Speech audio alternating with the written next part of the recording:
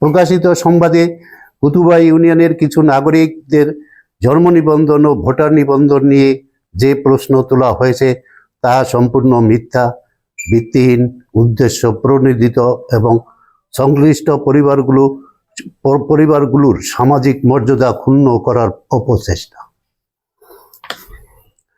আমরা স্পষ্টভাবে বলতে চাই, যাদের বিরুদ্ধে পরোক্ষভাবে অভিযোগ আনা হয়েছে তারা সবাই কুতুবা ইউনিয়নের স্থায়ী বাসিন্দা ও প্রকৃত বাসিন্দা।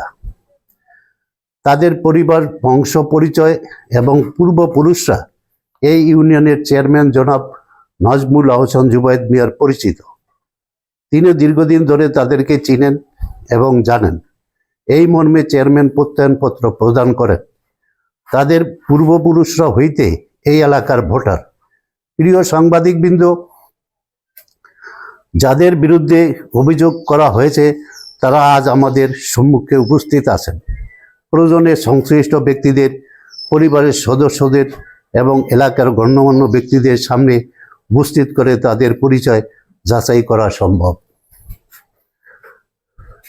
কোনো সুনির্দিষ্ট তদন্ত বা প্রমাণ ছাড়াই একজন নাগরিককে রোহিঙ্গা কিংবা ভিন্ন এলাকার বাসিন্দা হিসাবে আখ্যায়িত করা অত্যন্ত দুঃখজনক, অনাকাঙ্ক্ষিত এবং দায়িত্ব জ্ঞানহীন কাজ। এ ধরনের সংবাদ শুধু ব্যক্তি ও পরিবারের সম্মানই হানি করে না, বরং এলাকায় বিভ্রান্তি ও অস্থিরতার সৃষ্টি করে।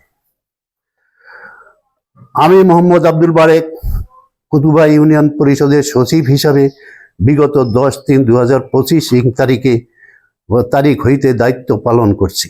আমরা চাকরির মেয়াদ শেষ হওয়ার মাত্র আর 1 মাস বাকি। দীর্ঘ কর্মজীবনে আমি সর্বদা জনগণের সেবক হিসাবে সততা,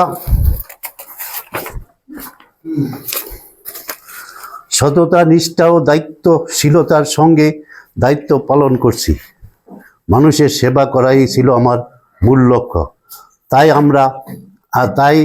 আমার বিরুদ্ধে যে আমার কর্মস্থলে জড়িয়ে যে কোনো ভিত্তিহীন অসত্য তথ্য প্রচার আমাকে ব্যক্তিগতভাবে মর্মাহত করেছে। আমরা প্রশাসনের প্রতি আহ্বান জানাচ্ছি, যদি কারো বিরুদ্ধে কোনো অভিযোগ থাকে তা নিরপেক্ষ ও সুষ্ঠু তদন্তের মাধ্যমে প্রকৃত সত্য উদ্ঘাটন করা হোক। আমরা যে কোনো তদন্তের সর্বাত্মক সহযোগিতা করতে প্রস্তুত আছি। তবে তদন্তের আগেই কাউকে অপরাধী বা ভুয়া পরিচয়ের ব্যক্তি হিসাবে প্রচার করা কোনোভাবেই গ্রহণযোগ্য নয়।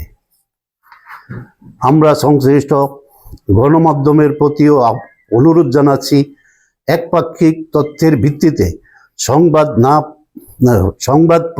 প্রকাশ না করে যথাযথ তথ্য যাচাই বাছাই করে দায়িত্বশীলতার সঙ্গে সংবাদ পরিবেশন করুন। একই সঙ্গে প্রকাশিত বিভ্রান্তিকর সংবাদের সংশোধন এবং প্রকৃত তথ্য প্রকাশের দাবি জানাচ্ছি। পরিশেষে আমরা আবারও উক্ত মিথ্যা, ভিত্তিহীন ও বিভ্রান্তিকর সংবাদের তীব্র নিন্দা ও প্রতিবাদ জানাচ্ছি এবং এলাকার সর্বস্তরের জনগণকে গুজব ও অপপ্রচারের বিভ্রান্ত না হওয়ার জন্য আহ্বান জানাচ্ছি। ধন্যবাদ।